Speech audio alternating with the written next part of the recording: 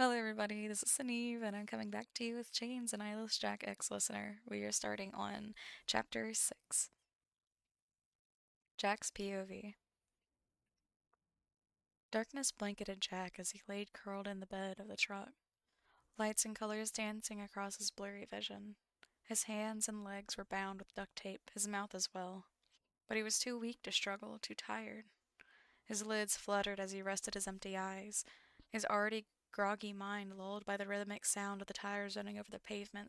So tired, so sleepy, he'd just escape in the morning. The moon was starting to dip in the sky a bit as the truck drove over the mulch and stone-littered ground, the bumpy ride making Ash grunt and stir a bit. After crying for the better part of an hour, she'd eventually fallen asleep, leaving the rest of the drive in silence. The drive had gone smoothly, and Jack had only had to pull over once to consult a map. He glanced at Ash as her eyes fluttered open and she stared out the window at the woods, her gaze somewhat vacant and empty. "Where are we?" she mumbled groggily, yawning. "Home," Jack said simply as the truck pulled to a stop and he turned it off. She blinked at him a few times before her eyes grew wide, snapping her head forward. Before them was an old wooden cabin, the dark windows offering no glimpse of the abyss beyond. Jack exited the car as she stared at it in shock, circling to the passenger side and opening the door. "After you," he told her, giving her a small, exaggerated bow. Ash just stared at him dumbly, looking like a deer caught in headlights. After a moment, he sighed and unbuckled her seatbelt, gently tugging on her arm. Obediently, she climbed out and followed him to the front door. Turning the handle and pulling, he frowned as the door stubbornly refused to open and gave it a hard yank, forcing it to open with a loud creak that made both cringe. He made a mental note to oil the hinges as he ushered her inside, groping blindly at the wall for the light switch and flipping it. Dim, flickering light filled the room, revealing a bare entryway that opened into a larger room with a couch, an old TV, and a coffee table. There was a kitchenette off to the side, with a wooden table and some chairs. Everything was coated in a layer of dust, the particles visibly floating in the air in the beams of light. "Come on," he said, grabbing Ash by the arm again and pulling her to a small hallway with 3 doors. They passed 2 doors before he stopped and pushed one open, flipping another light switch to reveal a small room completely empty save for a bed, a nightstand, and a dresser. Ash just stood in the corner as he walked to the bed, giving it a pat. Clouds of dust rose and he coughed, lifting his mask to cover his mouth with a frown. They'd have to clean everything later. "Sit," he ordered, and she obediently sat on the bed. He pulled out his scalpel and she winced as he grabbed her by the wrist. But he just slid the blade under the tape and flicked his wrist upward, smoothly severing the bonds. "Stay." Receiving a meek nod, he left and closed the door, confident she wouldn't try to leave. Crossing the thin hall to the bathroom, Jack turned on the sink to test if the water was still running before going outside to retrieve the duffel bag from the truck. Ash was still sitting on the bed when he returned, just as he expected. He tossed the bag onto the bed next to her and unzipped it, removing the metal shackles and stuffing them into the pocket of his hoodie. "Unpack," he commanded, and waited for her to start before he left, closing the door behind him and locking it. Walking into the main part of the cabin, he removed his mask and set it on the table, inhaling the musty scent of the room. A smile played across his lips as he looked around, filled with contentment. It had been some time since he'd last been home, and he had never realized how much he missed it. After a few minutes of savoring his surroundings, Jack ended his reverie and walked to a closet to retrieve his cleaning supplies. He had a lot of work to do. Reader's POV. I absentmindedly folded my clothes and placed them in the dresser, noting all of the dust coating the insides of the drawers. Hopefully my clothes wouldn't get too dirty, I thought. Then I stopped, realizing just how trivial that worry was. I have been kidnapped by a cannibalistic monster, and I'm worried about getting dust on my clothes. I'd probably laugh if I weren't so terrified for my life. This place was so different from my room, from my house. It felt so empty, so dead. Was it just because Jack hadn't been here in a while? I didn't know, but I secretly hoped so, because I had a feeling I wouldn't be leaving anytime soon, or ever, I thought with a pang of despair. Lifting one of my shirts, I caught my breath as I glimpsed the framed photo carefully hidden beneath it. I'd grabbed it on impulse while packing and didn't know if Jack had seen me pack it. If he had, he didn't seem to care. It was an older photo for my 10th birthday, featuring me leaning over a cake with a giant smile. A mirror strategically hung on the wall behind me reflected Buddy holding the camera, his grizzled face flashing a giant shining white smile as his finger hovered over the shutter button. "Buddy," I cried, tears streaming down my cheeks as I helped him inside. "What happened, Buddy?" His head bowed, he mumbled something too quiet for me to hear. "Buddy, I can't hear you." Ganseed. "What?" I pressed, blinking back tears as I tried to steady my voice enough to speak. "What is it? I can't hear you." He raised his head to look at me, and I froze as I saw the manic look in his eyes. "Need organs," he yelled, and suddenly I felt a sharp pain in my side. Tears dripped onto the glass frame as I stared at the photo, his face in the mirror blurring as tears obscured my vision. How much of that smile was genuine? How much did I really know about him? How much did he really actually love me? Chapter 7. Reader's POV. The sun was high in the sky when I awoke. Grunting groggily as I rolled over, yawning, I glanced around my surroundings in faint confusion. This wasn't my bedroom. Puzzling over it, I froze mid-eye rub as everything abruptly rushed back to me. Jack. Jack had kidnapped me, taking me to his house.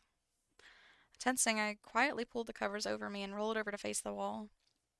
Right now, I wanted to go to sleep and enter a completely unrelated nightmare. Of course, though, I had no such luck. I heard the tumbling of a lock being undone, followed by the door opening as Jack entered. Quickly, I closed my eyes, pretending to be asleep. "I know you're awake." Darn, I thought as I sat up groggily, rubbing my eyes. He threw something at me and I reflexively caught it, glancing at it curiously to see it was a rag. "Clean the furniture," he told me. Sighing, I swung my legs over the side of the bed and stretched a bit while he stripped the dusty sheets off the bed. My pajamas had a bit of dust on them from sleeping on the covers, and Jack gave a sigh as he shook his head at it. I shrugged it off as I began rubbing down the dressers as I ordered. Within half an hour, the bedroom was dust-free and the bed had new, clean sheets. As I wiped the sweat off my forehead, Jack grabbed me by the wrist, causing me to yelp. "Get clothes," he ordered. And once I did, he dragged me across the hallway to a small bathroom, forcing me inside and closing the door. There were already towels set out, along with the shampoo and conditioner bottles for my bathroom back at home. As I stared, I heard his voice on the other side of the door. "Take a shower, remove the bandages, and call me when you're done so I can give you new ones." Without waiting for my response, I heard his footsteps fade away to the other parts of the cabin.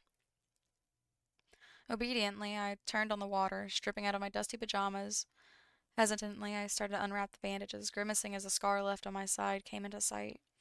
It wasn't pretty, with lots of dried blood crusted along the cut. It stung sharply when I stepped into the water, but it didn't hurt nearly as bad as when I first received it. I kept the shower as brief as possible, focused on getting rid of the dust. I almost skipped the shampoo and conditioner, but decided to do it at the last second because I didn't know when I'd have a shower again, or if I would at all. Once I finished, I toweled myself off and quickly put on my pants and a bra. At that point, I hesitantly knocked on the door, meekly calling, "Done." A few moments passed, and I heard footsteps approach, the door opening to reveal Jack standing mere inches away from me. I jumped back in surprise before he grabbed me by the arm yet again, dragging me back across the hallway to the bedroom and sitting me on the edge of the bed. There was already some kind of first aid kit waiting on the mattress, and he quickly pulled out a cotton wipe and some spray so he could wipe the cut with disinfectant. Instantly, it stung and I grimaced, but strangely enough, I think I felt more embarrassed than anything. Monster or not, he was still a male and I was a half-naked girl. Looking back, he'd probably seen me naked already when he applied the bandages the first time, but put me in pajamas. That thought was not reassuring. However, from what I could tell so far, he probably saw me more as food than a girl. I didn't know if that made it better or worse, so I decided to stop thinking about it. Once the bandages were applied and I'd pull on my shirt, and he grabbed the shackle and I went pale. What are you doing?" I whispered, shrinking away.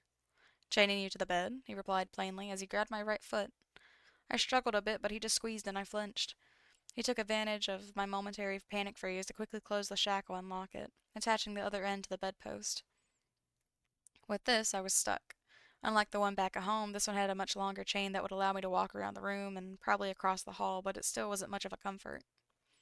"If you're worried I'll escape, I won't," I muttered, pulling my knees to my chest as I stared at him. "I don't have anywhere to go." "People do crazy things when they're desperate," he countered as he walked to the door. "Want lunch?" I didn't reply right away, just staring at him. "Why?" "Because you need to eat," he said. "No, why haven't you killed me? Why did you bring me here?" The questions were dreaded, but I needed to ask them anyway. Jack paused in the doorway, turning to glance back at me. I couldn't read his face behind that mask, but I stared at his eye holes anyway, hoping that maybe I could somehow catch a glimpse of his eyes, and after a few moments he broke his gaze and left without a word, not bothering to close the door. Jack's POV. Why hadn't he killed Ash? That was a good question. Jack thought as he raided the fridge for ingredients stolen from our house to make a sandwich. Logically, it would be much easier and better to just kill her and eat her organs, especially in his current weakened state. Reflecting on it, he decided it was mostly because in his eyes, she was still his savior. That alone was reason enough not to kill her. Even if she was that man's daughter or niece, or was she adopted? That's what she'd made it sound like anyway. And it didn't matter, she was a victim of that man too. However, that still didn't explain why he'd brought her here. Her status as a savior was reason enough to not kill her, and also to bandage that wound, but not enough to kidnap her. He was still pondering this as he returned to her bedroom with the sandwich in hand, setting it in front of her. Cautiously, she took a bite, so hesitant one would think she expected it to be poisoned. After a few seconds, she seemed to decide that it was safe to consume and slowly began eating. Jack leaned against the wall and crossed his arms as he watched silently, eyeing her every movement as he tried to discern what compelled him to bring her to his home. As Ash ate, she cast a glance in his direction before quickly averting her gaze, her cheeks turning a soft red. That was kind of cute, he thought with a smirk. Fear really was such an enticing emotion, even when it manifested in weaker forms like being flustered or nervous. Finally, she finished and set the plate down on the nightstand and sat in silence for a few moments. Jack continued to stare at her silently, and she bit her lip as she twiddled her thumbs before finally glancing at him out of the corner of her eye. Well, she mumbled. Well, what? Jack asked, tilting his head curiously, and she took a deep breath. Why haven't you killed me? Why am I here? So she was still thinking about that too, huh? At first Jack said nothing, continued to stare her down. Then he lunged at her. That is the end of those two chapters. It's interesting. He likes saying you're scared. Nice.